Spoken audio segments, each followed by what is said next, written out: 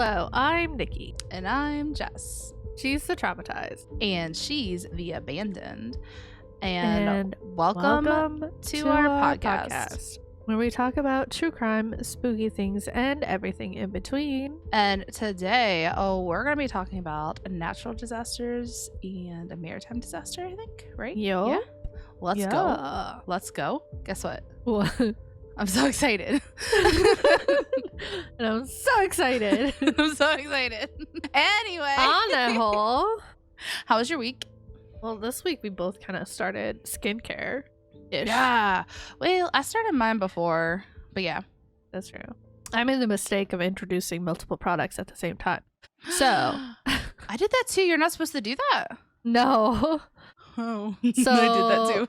I mean, it also could be because of other hormones, but my face is just like broken out. So first of all, I switched a cleanser. So until my skin gets used to the cleanser, and then I'm going to add the moisturizer, then I'm going to add, to make sure that it's not one of those products that made my breakout worse. So but yeah, I didn't know you were supposed to. Yeah, I did something very similar. My first paycheck, like as soon as it got cash, I had a Sephora cart waiting. But I was just so broken out, and I was like, I have to do something different. And then so I started washing my face more, and then I started using like the vitamin D and the hyaluronic acid, not hydrochloric. We're not burning our faces. No.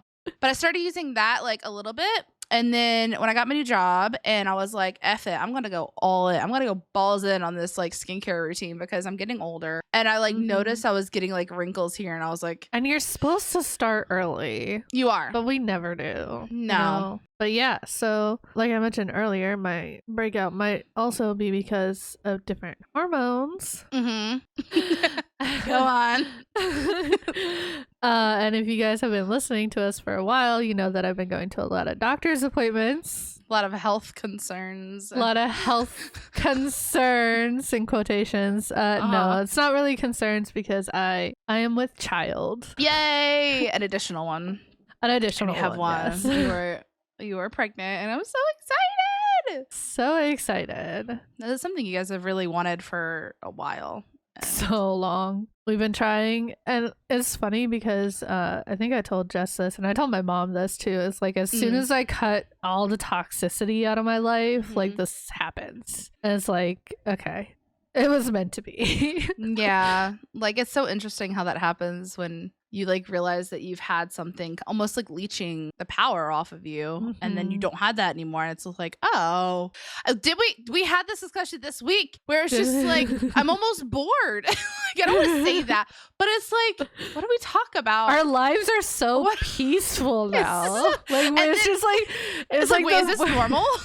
We're like the boring married couple. Oh, how was your day, honey? It was good. How was your day? It was good. It was great. Okay. Yeah. Like, and it's just like, wait, is this what normal people like experience? Is this life without toxicity and trauma? Like, I'm not gonna lie, like I have like so much free time. It's just like, weird. It's not even like free time, because I find myself filling my free time, but I'm filling it with things that fulfill me. Exactly. That make me feel like I'm like give me like purpose. Reading. Yeah. I'm so glad we can openly talk about this now instead of like having to be like, okay, I'm gonna cut this out. Have full conversations. It's a baby. Yeah, I'm so we excited. officially told our families. So, well, officially kind of told the world. Facebook official, whatever. Facebook, yep. But yeah, so yeah. So now you guys know. And all the good things. Probably will be hearing a lot about doctor's appointments because this is not the end. I have gestational diabetes, so I'm gonna be going to the doctors a lot. Yep. So that's why she's been going to the doctor, like all the appointments and stuff like that, because it's like you got to keep that under control. And I mean, for what it's worth, you're a saint. I don't know how you do it. Yeah, all the extra blood tests was for that stuff, and Oh my gosh. For a good reason, and it's only temporary. It's literally every day. What I just keep telling her. Yeah, anything else? So crazy. I think that's it. So how was your week after my big announcement? Not that exciting.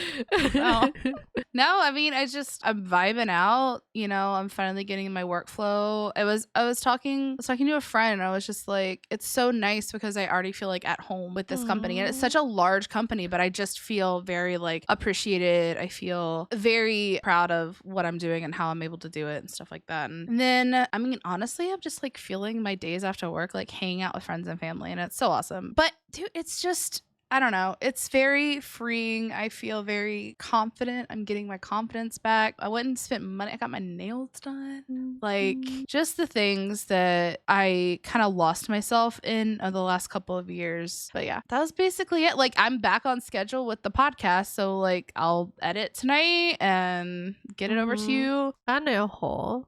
Fun fact of the day. Fun fact of the day. Did you know, speaking of, oh my God, I planned this. I did it because I didn't know you were saying anything until today. But did you know shark pregnancies can last up to 4 years? Oh my gosh. No, Can you imagine? Can you imagine? That timing is perfect.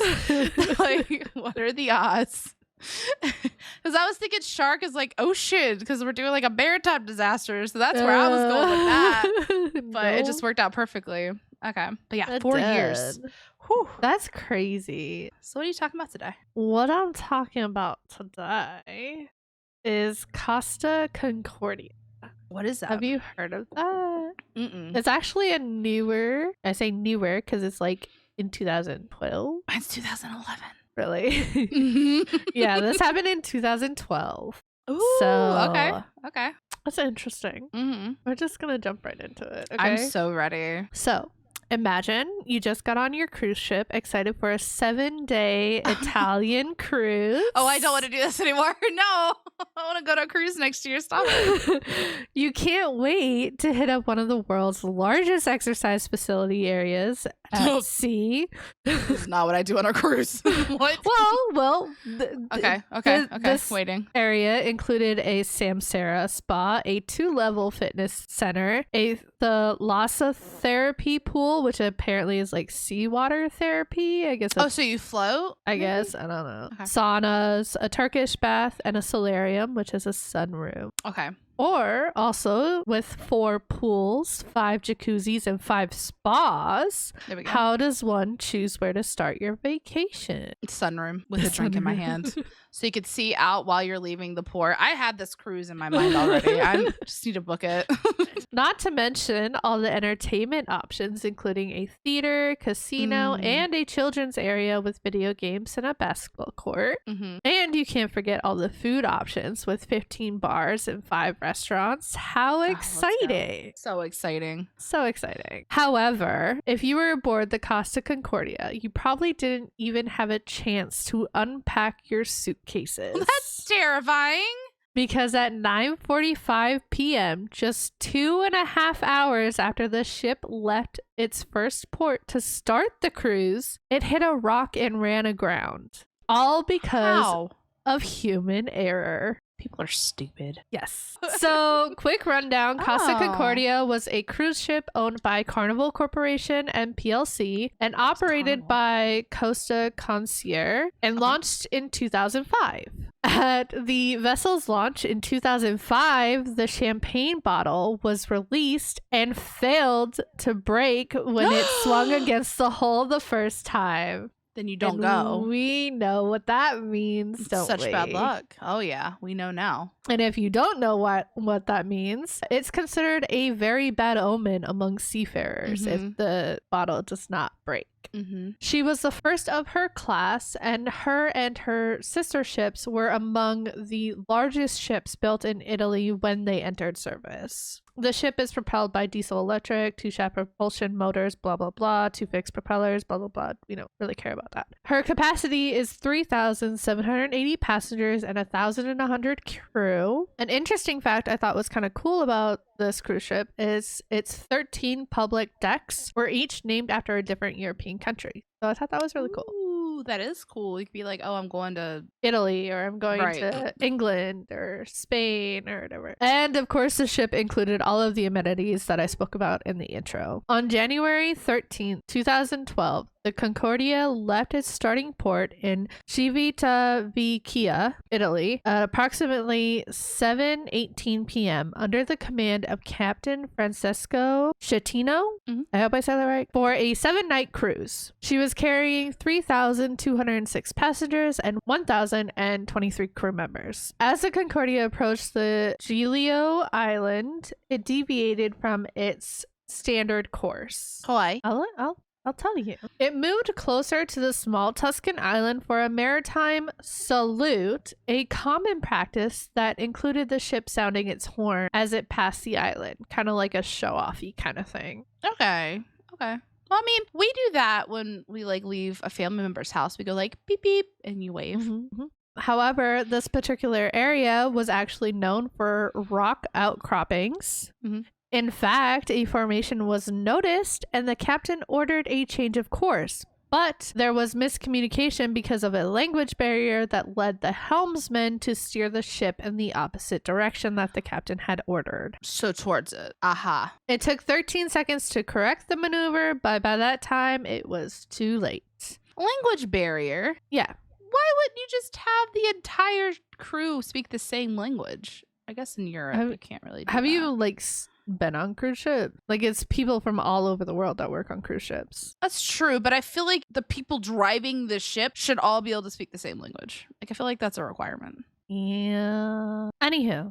Yeah, sorry. It took 13 seconds to correct the maneuver, but by that time it was too late. The bow swung clear, but the stern collided with the reef at around 9:45 p.m. The bridge turned into confusion and resulted in conflicting orders, but again, like I said, the damage was already done. I feel like I remember this happening now that you're saying it. Oh my god.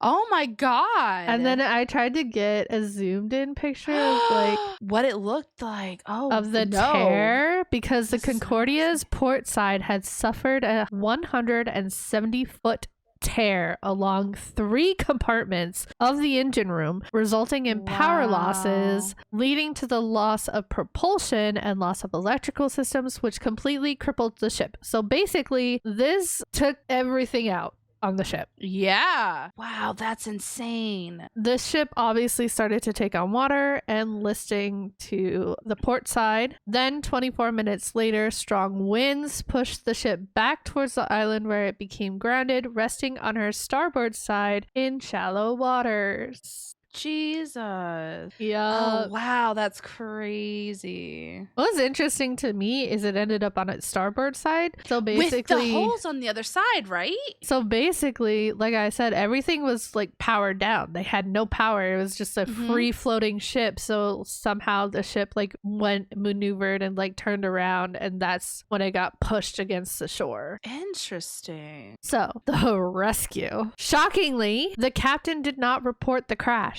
right away. Shh, don't worry. We'll just hide it. It'll be fine. We'll figure it out. No one's gonna notice.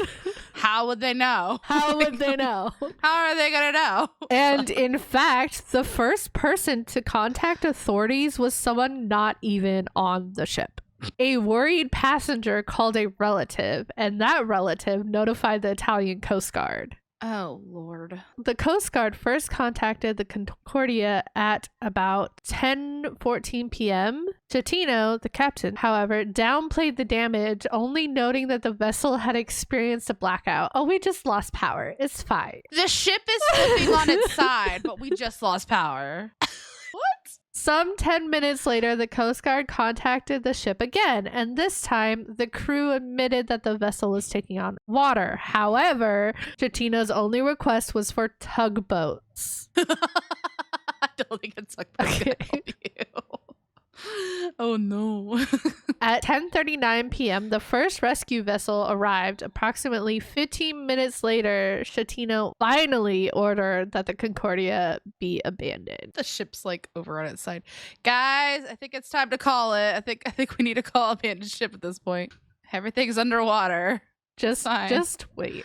Okay. Jesus. Okay. Although international maritime law requires all passengers be evacuated within 30 minutes of an order to abandon ship, the evacuation of the Costa Concordia took over 6 hours. 6 versus 30 minutes.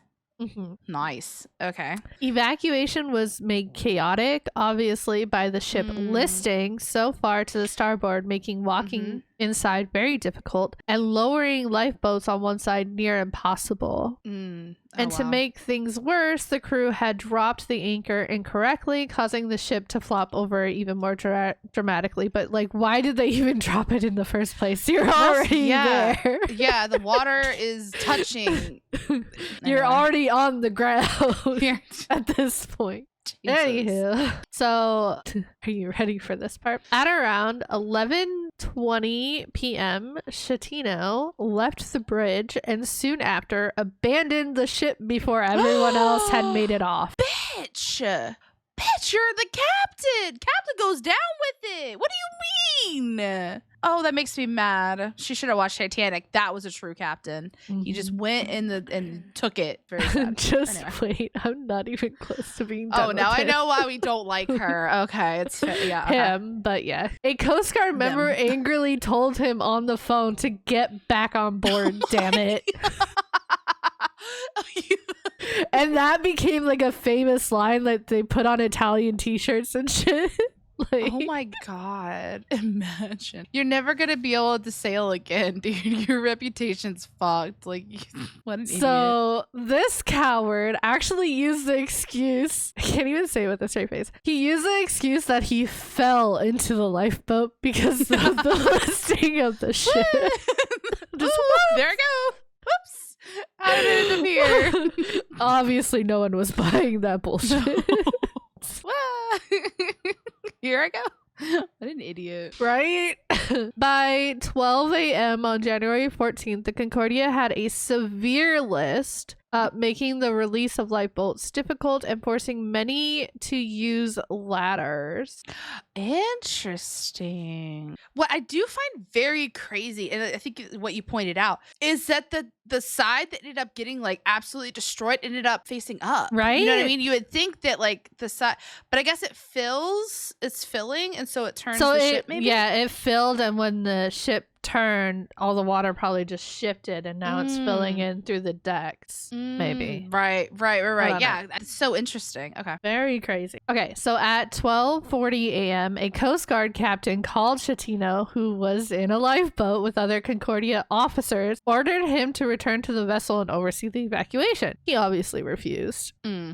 But by this time, however, the rescue operations included 25 patrol boats, 14 merchant vessels, and numerous helicopters, and by early morning, 4,194 people were evacuated from the Concordia and taken to Giulio Island, which had a permanent population of less than 1,000 people. So this island just got flooded with people. With random, yep.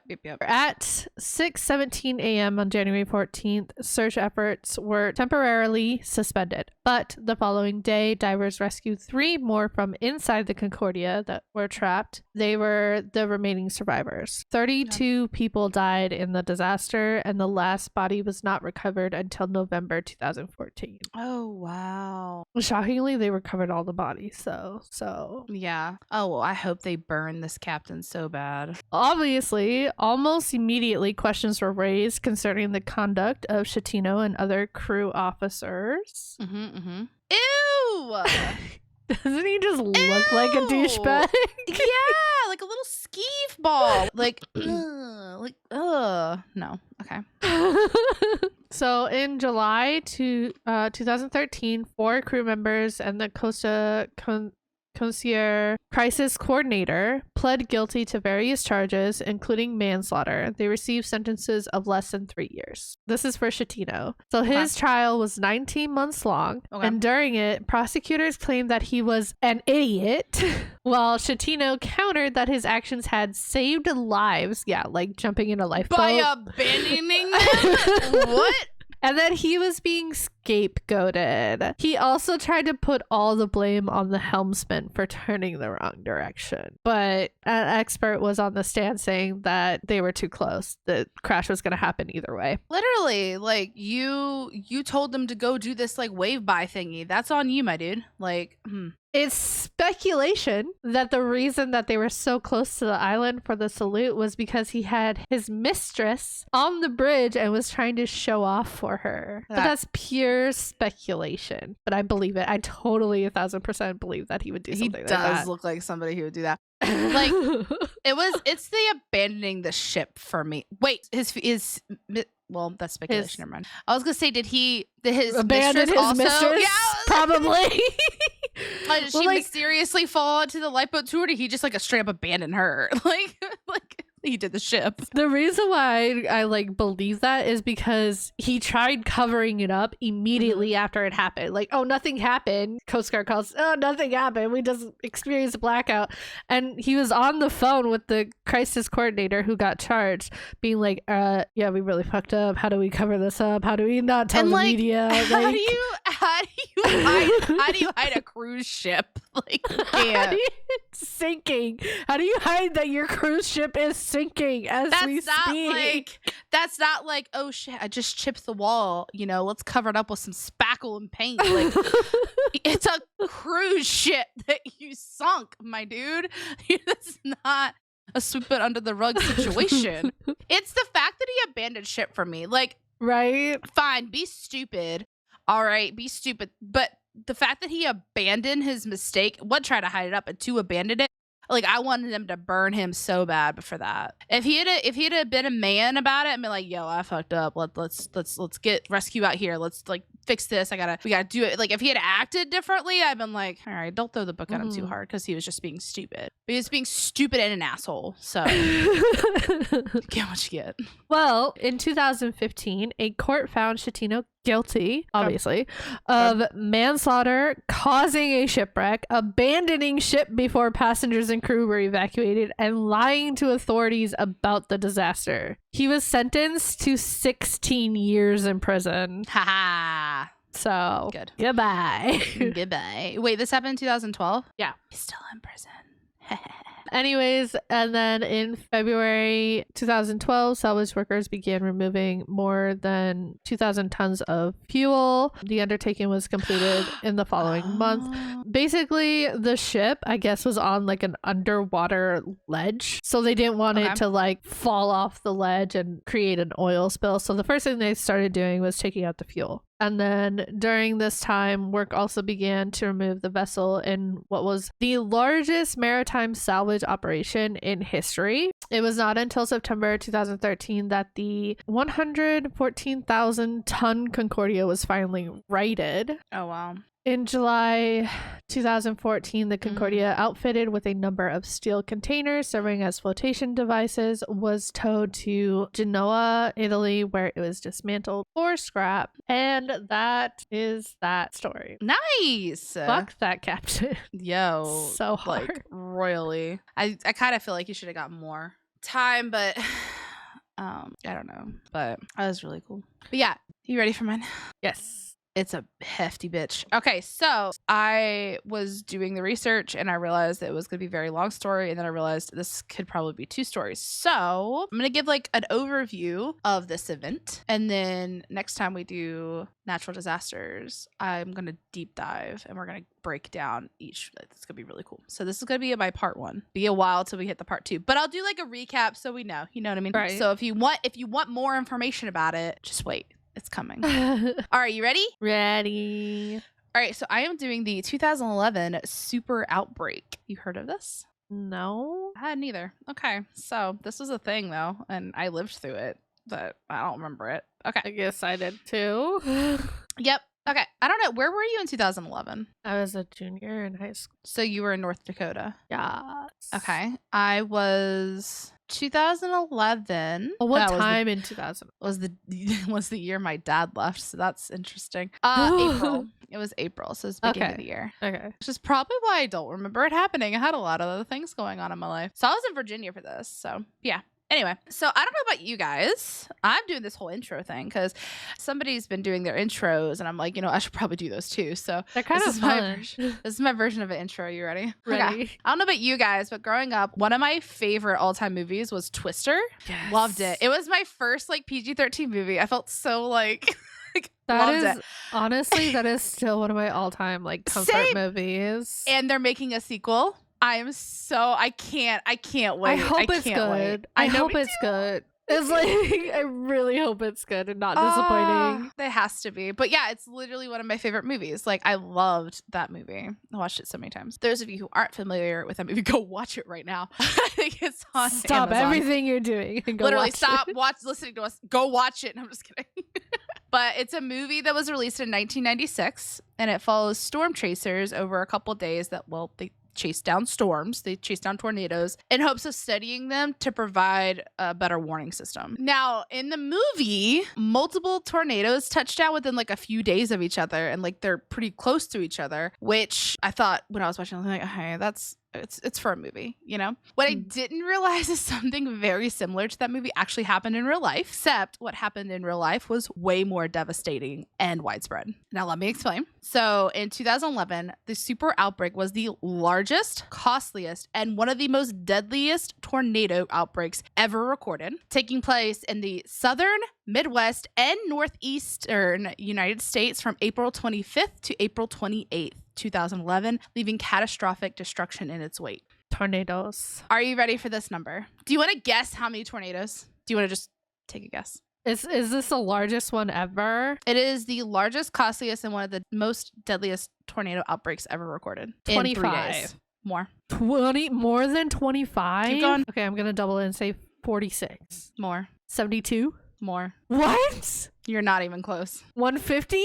More. No. It's 175 tornadoes struck Alabama, Mississippi, and Tennessee, which were the most severely damaged. So not only is that not the total, that's only in 3 states. That's crazy. In 3 days. So Alabama, Mississippi, and Tennessee were the most damaged, obviously. That's 175 tornadoes in 3 days. That's so crazy. Wild. Like, I don't remember this. But other destructive tornadoes occurred in Arkansas, Georgia, Kentucky, Louisiana, New York, and Virginia. Crazy. With storms also affecting other states in the southern and eastern United States. So obviously these storms, this massive outbreak brought other weather with it. You know what I mean? You had hail, you had wind, you had everything like that. So other areas were obviously affected, but we're kind of just going to be focusing on the tornadoes. In total tornado damage. Do you want to take another guess? Or do you want me to just tell you? I like this guessing game. 2.5 billion? A little high. Okay, I was overreaching. A little bit. 5 million? All right, we're talking about 3 days tornadoes. You're getting the billions? I don't know.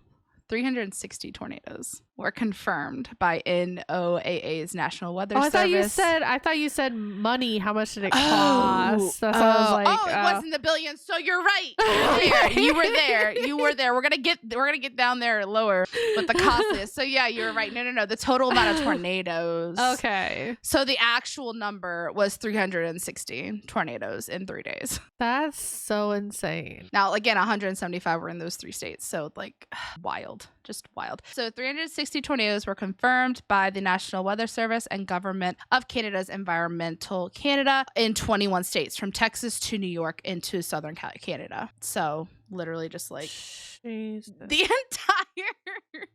entire eastern side of the country. Widespread and destructive tornadoes occurred on each day of the outbreak. Now, April 27th was the most active day, with a record of 216 tornadoes touching down that day from midnight to midnight. That's so terrifying. That's wild. 4 of those tornadoes were rated F5s, which is the highest ranking on the enhanced Fujita scale, which also, I didn't know what F5 meant.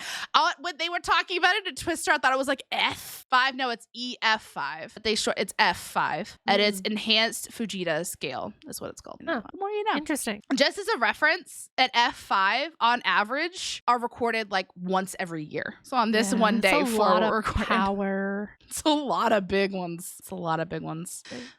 So in total, 348 people were killed because of this outbreak, including 324 tornado-related deaths across 6 states. 24 of those fatalities were caused by other thunderstorm-related incidents, such as the straight line winds, hail, flash flooding, or lightning. In Alabama alone, 238 tornado-related deaths were confirmed by the Storm Prediction Center and the state's emergency management agency. So, yikes. On April 27th, 316 fatalities were the most tornado-related fatalities in the United States in a single day since the tri-state outbreak on March 18th, 1925, which killed 751 people. Wow. Which I also added that on my list. We're gonna get there.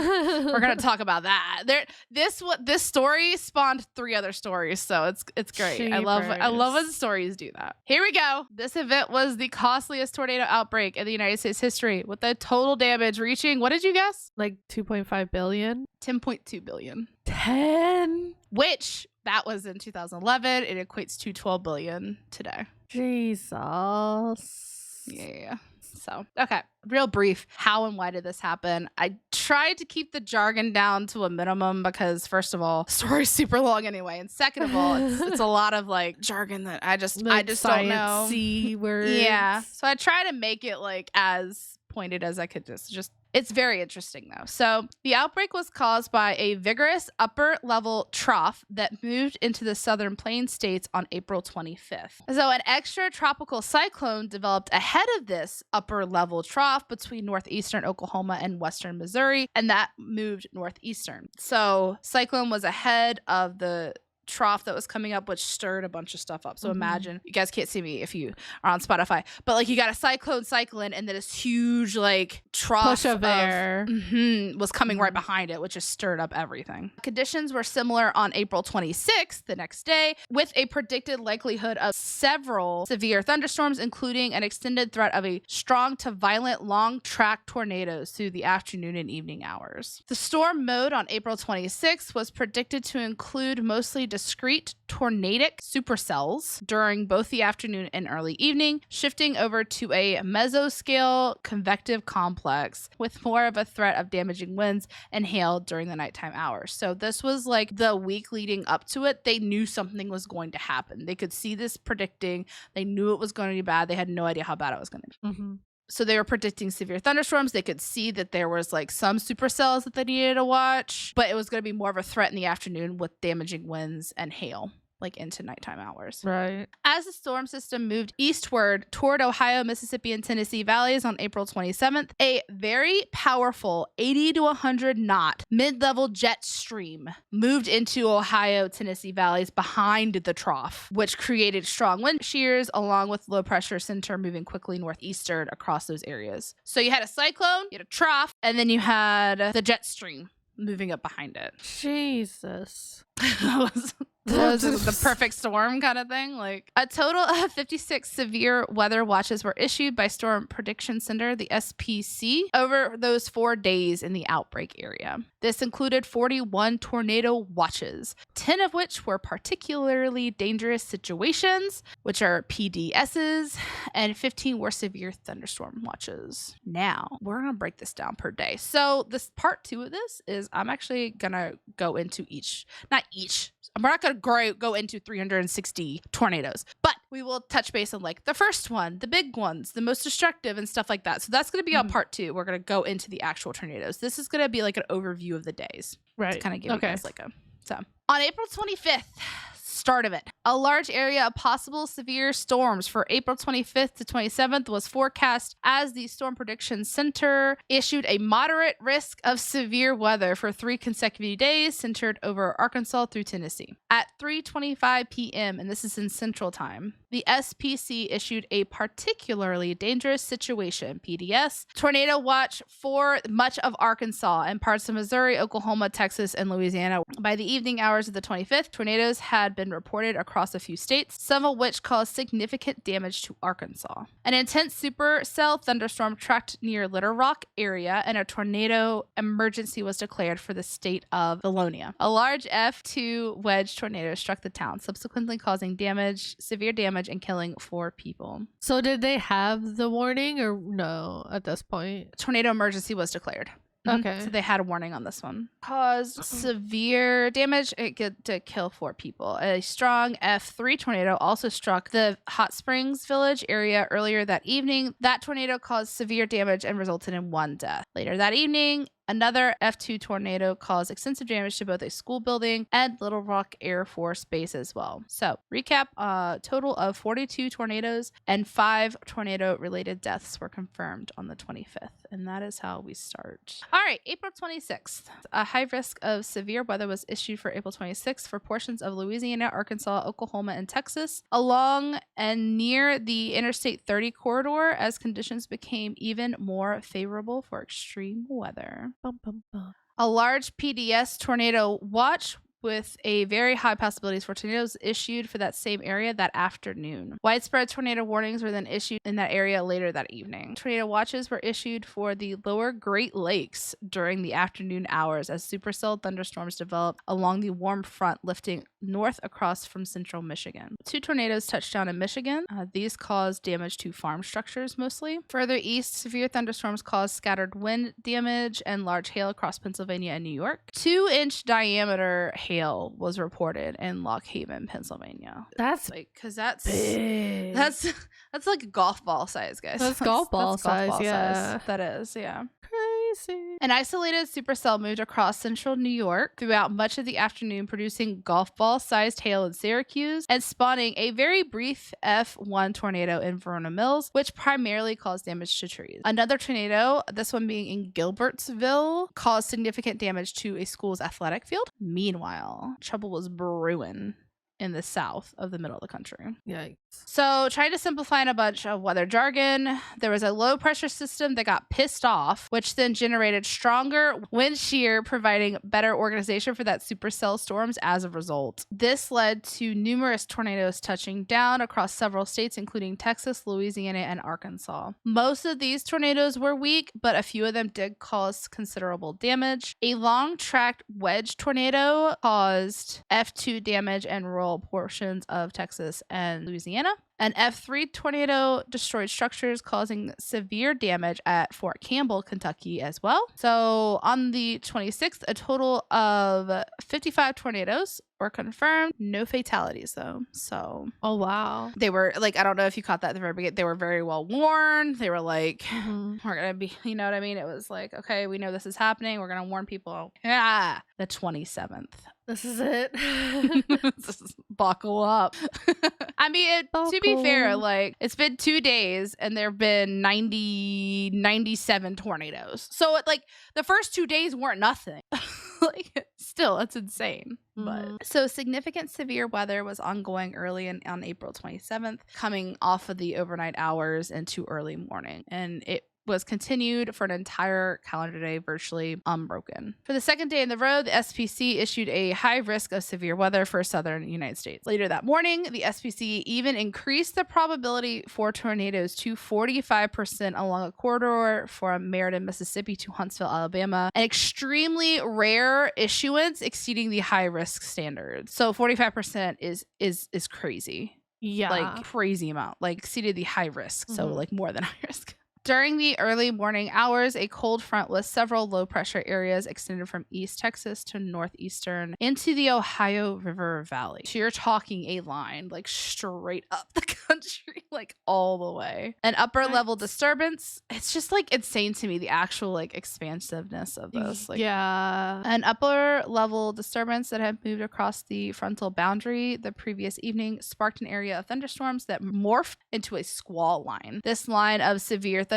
would produce tornadic activity from the evening on April 26th into the late morning of April 27th. Early in the morning, the squall line, packing straight line winds and numerous embedded tornadoes, moved through Louisiana and Mississippi before proceeding to affect north and central Alabama and parts of middle and east Tennessee. The line strengthened as it moved through Alabama, partially due to the high amount of low-level moisture from the Gulf of Mexico and the increasing wind shear, which is why they think that it affected them so bad. Yeah. Most of the tornadoes embedded in this initial squall line were weak, though several were strong, and as such caused significant damage. So, an F3 tornado, which is one of the higher ones that we've heard, caused major damage to homes in Coaling, Alabama. An F2 and F3 tornado produced severe damage and a fatality near Eupora, Mississippi. Another F3 tornado resulted in heavy damage in downtown Cordova, Alabama, which was struck by a violent F4 tornado later that afternoon. Jeepers. So they got struck by a little one and then a big one. And then a big one. Can you imagine? Because people are probably just like outside assessing their damages and then bam, they get hit again. F2 also struck Kybee Heights near Birmingham. One embedded cell began producing tornadoes just after 5 a.m. Central Time, starting with an F1 tornado striking Berry, Alabama. This was soon followed by the Cordova F3 tornado. As the line entered Coleman County, Alabama, the cell, a mesoscale convective vortex, we're going to call that an MCV, so I don't have to say that again, began exhibiting a comma head appearance and produced another long-tracked F2 tornado that struck the town of Hanceville, killing one person. This MCV would then produce 13 tornadoes to the northeast in Marshall County, many of which occurred simultaneously. Yikes. No. Now, granted, most were rated F1s, but still, you're talking at the same time. Simultaneously, 13 tornadoes in like a fucking line. Like, no. That's terrifying. No.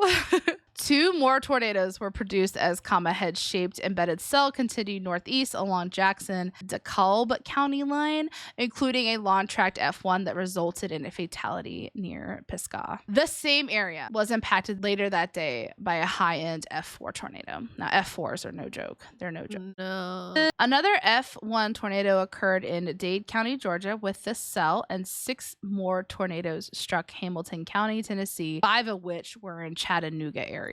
Yikes. So the 26th and final tornado produced by the MCV was an F2 tornado in northern Bradley County, Tennessee, which hit at 9:45 a.m. So this one MCV was all throughout the night. No, well, yeah, it was like I think it started at it said like early 5? in the morning. 5 to 9, 4 5 hours. to 9, 26 tornadoes. That's insane. It was a pissed off. It was pissed. It was pissed. So that ended at 9:45. The initial storms caused widespread power and telephone line outages across Alabama and Tennessee. This line of storms also caused some of NOAA's weather radio transmitter sites to stop functioning for the remainder of the outbreak. Because of this, more than 1 million customers were 1, without power, and 2, had no warning of any approaching tornadoes later that day. Oh. Yeah. Oh no. Oh no.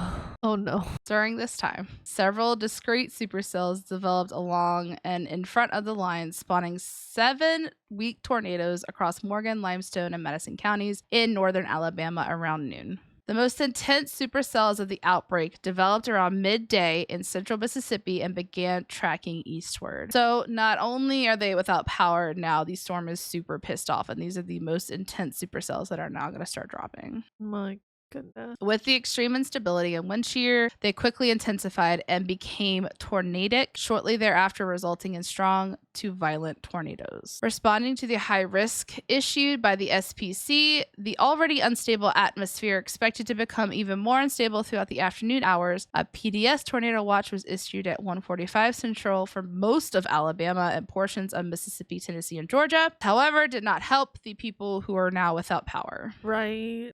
A widespread complex of supercell storms overspread the states of Mississippi and Alabama, and violent tornadoes began rapidly touching down as the afternoon progressed. By mid-afternoon, as wind shear and low-level moisture continued to dramatically increase, a tornado emergency was declared for Neshoba County, Mississippi, as a large tornado was reported on ground by both storm spotters and a camera atop a television tower from ABC affiliate WTalk TV in Meriden, Mississippi. This powerful F5 tornado caused incredible damage to northeast Philadelphia, Mississippi, where pavement was torn off the roads, vehicles were thrown, and the ground was scored out to a depth of 2 feet by the tornado. And this doesn't normally happen. It ripped up the ground? It tore up the asphalt? What the fuck? So That's so insane. 3 people died when a mobile home was thrown 300 yards into a wooded area, obliterating it in the process. So the mobile home was just picked up and thrown 300 yards into trees. Yikes. I feel like, where do people go when they live in mobile homes? When you're in Probably mobile homes. to like a store or something. Like a storm cellar or something, right? Like you'd have to go to like a storm cellar. Yeah. And build one. Like if I was in like Tornado Alley and I had a mobile home, I would like make a storm cellar because like, yeah, where are you supposed to go?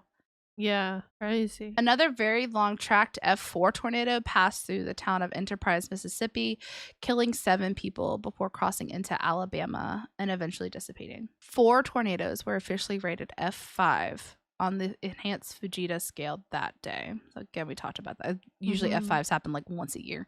4 happened on this day. Another one of those F5 tornadoes struck the town of Smithville, Mississippi, where many well-built brick homes were reduced to bare slabs. Numerous hardwood trees were completely debarked, and an SUV was hurled half a mile into the top of the town's water tower, subsequently leaving behind a visible dent in the water tower. Wow. Yeah. Another long-tracked F5 wedge tornado passed through rural portions of Alabama and Tennessee, becoming the deadliest tornado of the outbreak, as it completely devastated the towns of Heckleburg, Phil Campbell, Mount Hope, Tanner, and Harvest, killing 72 people. My goodness. Again, those are the parts that they didn't have power, so they were not warned. Right. So it just completely devastated. This marks only the second day in history after April 3rd, 1974, that there were more than 2 F5 tornadoes reported. The tornadoes continued tracking through central Alabama that afternoon and into the early evening hours. A dangerous and destructive tornado struck the city of Coleman, Alabama around 3 p.m. Central Time. This large multi-vortex tornado was captured on several tower cameras from television stations such as Fox affiliate WBRC and ABC affiliate WBMA, both out of Birmingham. The tornado caused extensive destruction in the city's downtown area and was ultimately rated an F4. The final damage count was 867 residents and 94 businesses in Coleman, as well as 6 people had passed away. The town of Cordova, Alabama, which had already been damaged by an F3 tornado from the initial round of storms, was struck then by an F4 tornado that killed 13 additional people. 2 violent F4 tornadoes also ripped through Jackson County, Alabama, one of which caused a fatality near Bridgeport, while the other passed near Pigsca and into Georgia, where it caused major damage in Trenton, killing 14 people. At 5:15 p.m. Central Time, a very large and exceptionally destructive tornado struck Toluca, Alabama, and about 40 minutes later, that same tornado struck the suburbs of nearby Birmingham. So when I started doing this research, I was going to do that tornado. So that's that. We're going to dive into that tornado because it lasted over an hour. Yeah, it was like up to an hour. It was huge. This tornado killed 64 people. It caused extensive devastation in densely populated areas, and the tornado struck several of the same small communities as the April 1956 F4 and the April 1977 F5 and the April 1998 F5 tornadoes that hit portions of Birmingham area. So like if that was me, I just wouldn't live there. Yeah, I was just gonna say I'm moving. I'm moving. Like, how are like 4 different tornadoes gonna hit the same? 5 different tornadoes gonna hit the same spot over all the years. Like F4s, F5s, like no thank you, goodbye. The supercell that produced the Toluca Birmingham F4 tornado originated in Newton County, Mississippi. The supercell also produced an F4 tornado later that evening that killed 22 people and struck the Ohatchee, Alabama area and eventually crossed into Georgia, causing additional damage near Cave Spring before dissipating. Gotcha. Further to the south, a mile-wide F3 tornado killed 7 people in mostly rural areas and caused major damage to the small town of Elenine. F3 was a mile long. I think the scale goes to it. The scale is like how fast the winds are, how destructive it is. So because it was in mostly rural areas in a small town, I don't think it was like as destructive. I mean, it did kill 7 people. So like I'm not quite sure how that works. All right. Yikes. The final F5 tornado of the day caused remarkable damage in and around the town of Rainsville, Alabama, killing 25 people before crossing into Georgia and dissipating. Yo, what did Alabama do to piss off Mother Nature? No, what did they do? It's because they're on the coast. So you got like the cold winds coming off the damn Rockies. Coming across the thing. You got winds coming down from Canada, and you got warm coming up from, like, literally, it's like, I mean, that's why it's Tornado Valley there, yeah. But they're right there next to the Gulf, man. Oof. Yikes. Nope. Tornadoes continue touching down further to the northeast as the sun set, particularly in Georgia. This included a long-tracked F4 tornado that caused major damage in Ringgold, Georgia, Appian, Tennessee, and Cleveland, Tennessee, killing 20 people along the path. After dark, violent tornadoes continued to touch down. A nighttime F4 tornado destroyed many lakeside homes at Lake Martin in eastern Alabama, killing 7 people. That, to me, it's the after dark thing. So here's the thing. A tornado is terrifying, right? But you can kind of see it. I mean, sort of, right? Kind of. Yeah. At night, that's terrifying. Like, I picture in my mind the Twister scene where they're at the movie theater. And you see the lightning flashing, and that's how they see it. And I'm like, that's terrifying. I can see the 28th now, so that there's that. Because we're still on the 27th. This is all. This is the worst day. This is the worst day. Okay. Yeah. Powerful tornadoes touched down across Tennessee as well that evening. A violent F4 struck the community of New Harmony, Tennessee, where homes were leveled, vehicles were tossed, and 4 people were killed. 2 F3 tornadoes crossed path in Greene and Washington counties, just coming a couple hours apart, resulting in 8 fatalities. So, like, one went this way, and then one went that way. Like, yeah. So, I thought you one were went this way. Oh, like at the same time. Yeah, I thought you were about to say they combined and got bigger, and I was like, oh shit. This really is some movie shit. Like, I mean, for what it's worth, it's like, it is though. Like, I can't. The rural community of Horse Creek and Camp Creek suffered major damage from these tornadoes later that year. A very large F4 wedge tornado leveled a mile-wide swath of forest through 14 miles of the Great Smoky Mountains National Park. Leveled it. At Chilhowee Lake, large metal power line truss towers were torn and thrown from their concrete supports that they were anchored. Yikes. A secondary area of severe weather also developed that afternoon and evening along the corridor extending from central to northern Virginia, High Pipe, northward through Maryland, Pennsylvania, and New York, continuing into early of April 28th. Many tornadoes did touch down this area. Most of these tornadoes were weak, though an F2 tornado touched down near the town of Halifax, Virginia, that is kind of close to me, and caused severe damages to homes in the area, did result into 1 death. Tornado alerts were issued for southern Ontario, as far north as Ottawa as well. 1 tornado was later confirmed in Fergus, Ontario. Crazy. Does Canada get Not tornadoes? normally. They did this time. Crazy. All right. April 28th, guys. We made it through the 27th. So, April 28th. Tornado watches were issued for the Atlantic coast from Pennsylvania to Florida at the start of the day and continued through the morning and early afternoon, but the tornadoes were forecasted to be genuinely weaker and more isolated. Despite this, the secondary portion of the outbreak that began producing scattered tornadoes throughout the mid-Atlantic and East Coast regions the previous evening intensified during the early morning hours, producing numerous tornadoes. So you're gonna get a break. The one that was like, yeah, fuck you, never mind. We're just gonna keep coming at you harder. We're gonna go a little, yeah. You thought we were done. So a particularly active region in which there were some very strong tornadoes was Interstate 81 corridor, extending from Southwest Virginia northward through Shenandoah Valley into Pennsylvania and New York. This included the deadly F3 tornado that struck the town of Glade Spring, Virginia, very early in the morning, where 3 people did die. Now that's like northern Virginia, Right. so that's up there towards like Maryland and stuff. But tornadoes were also reported in Florida, Georgia, South Carolina, North Carolina, and Maryland. Most of these tornadoes were weak, although tornado watches were issued. No tornadoes were spotted in New Jersey or Washington, D.C., so shout out there. In the wake of the tornadoes and severe thunderstorms, widespread flooding hit the Midwest, South, and Eastern seaboard with extensive flood and flash flood warnings issued. The last tornadoes of the outbreak touched down that afternoon in eastern North Carolina. The system then moved out into the Atlantic Ocean that evening, with the exception of isolated thunderstorms over central Florida that night into April 29th, although no other tornadoes were produced. A record of 360 tornadoes touched down over the span of 4 days, 37 of which were F3s or higher. 4 tornadoes were rated an F5. Again, this was the highest we'd ever seen, behind only the 1974 super outbreak, which, spoiler alert for when we go over that,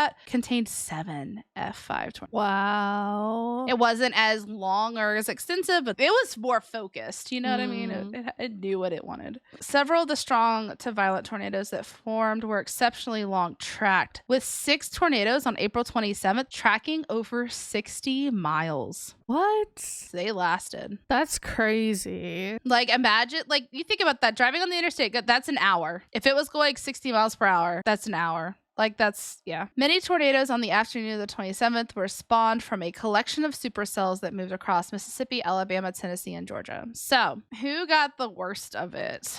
Statewide review by emergency management officials recorded 249 fatalities in Alabama as of the morning of April 30th. 23 of which were not tornado related, but still, that's, yeah. So what we're watching right now, sorry, this is each track of the tornadoes, and they're color coordinated, so you can see the F1, F2s, F3s, F4s, and F5s. F5s are red. They're also thicker on it, which I thought was really cool. This is the 27th. These are all the tornadoes that happened on the 27th, just in one day. So eventually, a total of 238 tornado-related deaths would be confirmed by the state. So 238 people passed away in the state of Alabama. Damage and power outages in Huntsville area were so widespread that at one point over 650,000 people were without power in the Tennessee Valley Authority system. The F5 tornado that struck Hackleburg and Phil Campbell damaged high main transmission power lines coming from Brown's Ferry nuclear power plant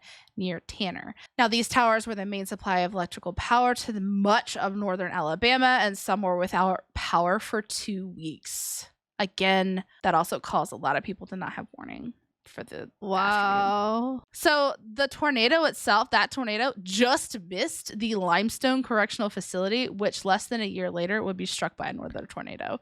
So basically, Alabama, I'm praying for you. Like, you just got prayers, because I don't know what y'all did. It is scary down there. There are just way too many tornadoes for me. So the Storm Prediction Center received 292 reports of tornadoes in the preceding 24 hours. So this is our overall recap. In addition to setting the record for the most tornadoes in a calendar day, which is 216 from midnight to midnight Central Time, it also broke the record for the most tornado touchdowns in any 24-hour period, which was 219. And that was from 12:40 a.m. to 12:40 a.m. April 27th to 28th. So that was a 24-hour window. It was just, I mean, it's only shifted like 40 minutes. Breaking the old 24-hour record of 148 set by the 1974 super outbreak, which again, we're going to be talking about. Because that was the one that had the 7 F5s. Right. Like, why are these a thing? Why are super outbreaks a thing? And they're terrifying. Of these 219 tornadoes in that 24-hour period, 59 touched down at Alabama, 77 hit the ground in Tennessee, which between those two states, that counts for 62% of the tornadoes that touched down on the 27th happened in those two states. Crazy. Absolutely. So we're also going to talk about, super sad to end it all, the total fatalities by state. So Virginia ended up having 4. This is throughout the entire outbreak. Arkansas had 5. Georgia had 14. Mississippi had 31. Tennessee had 32. Alabama had 238, with a total of 324 fatalities throughout the 3 days. Yikes. And again, a lot of those fatalities were caused due to lack of, because there was no power, there was no warning. But yeah, so that was the overview of the story of the 2011 super outbreak. Crazy. We'll go back and talk more about it later. I mean, Next I time. probably will. And like I said, I'll definitely want to do the other outbreak. And then there was another one too. Like literally this spawned like 3 more stories for me. My topics are feeling very happy now. You like tornadoes like I like bridge collapses. Yes. Oh my God, which is terrifying. Like you say that. I'm like, I almost did a but- bridge collapse. Or I almost Okay. did another bridge. It just changes from natural disasters to bridge collapses and tornadoes, period. Like that's our new topic. That's what we're talking about. Because yeah. All right, guys.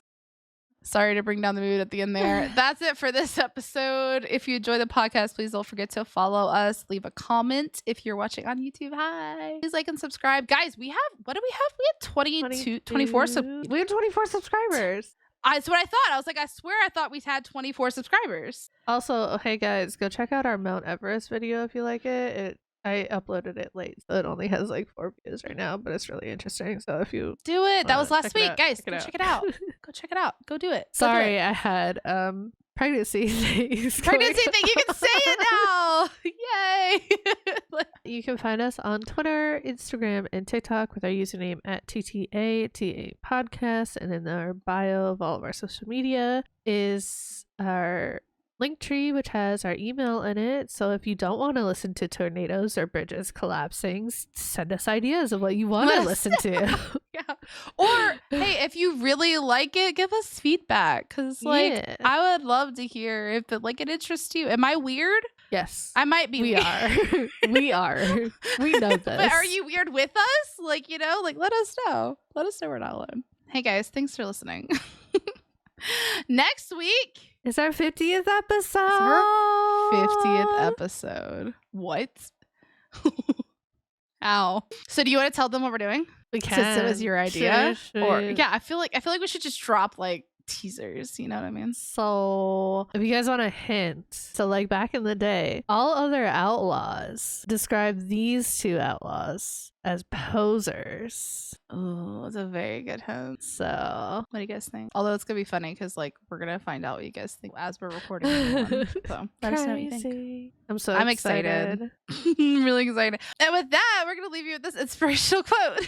Never fear shadows. They simply mean there's a light shining nearby. I love that. What do you mean? She was like, I don't know if this is gonna be inspirational. What do you mean? That's beautiful. And that's by Ruth E. Renkel. I love that. I mean, I want to share the quote that this book just dropped on me real quick, though.